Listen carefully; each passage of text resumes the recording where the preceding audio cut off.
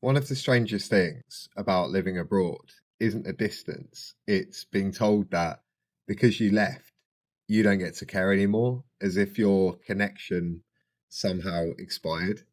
So, in the last episode, I spoke about what you start to notice when you leave the place that you grew up in. But this isn't just about an observation, it's about loyalty. Because once you've lived far away for long enough, you end up asking yourself a much harder question, which is, if I'm not there anymore, then what does that place mean to me now? So there's a particular feeling that comes from loving a place that you no longer live in. And it's not resentment, it's not rejection, and it's not moving on. It's realizing that part of you is still standing somewhere else, even while your life is happening here.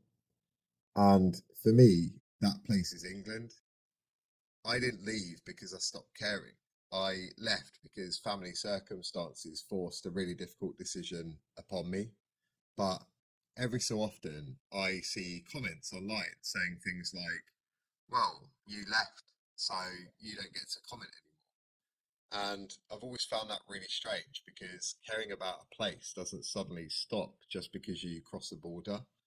In fact, if anything, distance can actually increase it because you start to notice what you miss, what's changed, what still feels instinctive, and what still feels like it's in your bones, which is where things start to get complicated because one of the hardest things about being overseas isn't the language differences, it's the loss of cultural shorthand, such as the jokes that you don't have to explain, the phrases that don't need context, the football banter, and the cultural signals that tell you that you're being understood. So, here in the Philippines, my partner and our children speak fluent English, but they don't live English culture in the way that I did growing up. So, if I reference some old UK TV show like Only Fools and Horses, I have to explain it, and explaining the joke kills the joke. And that's when you realize how much of our identity actually lives in shared memory. And that's where my son comes in. Because when I finally got to live with him here full time, he didn't understand my world at first because he would see me staying up late at night sometimes or waking up early to listen to or watch QPR matches. And he'd laugh at me and say things like, why are you doing that? So I told him about his nanny, my mum, and that she was a diehard, lifelong QPR fan. And then I mentioned to him about her cousin being one of their star players back in the early 1960s, along with some of the shirts that he wears, which were mine when I was a kid too.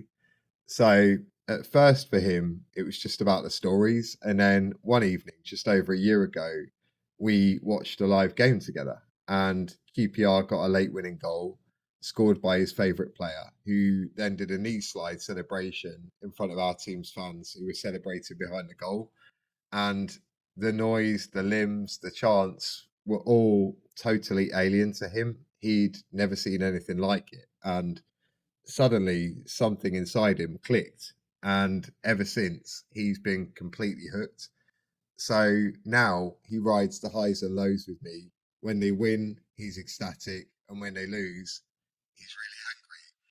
But the thing is, what he doesn't realize is that he's not just bonding with his dad, he's connecting with his grandmother, who he never had the opportunity to meet in person.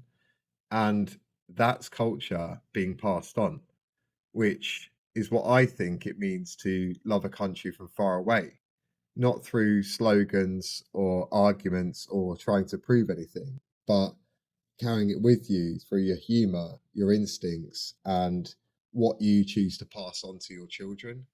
So I may be living here, but part of me will always be there. And not because I'm stuck in the past, but because that's where my story began.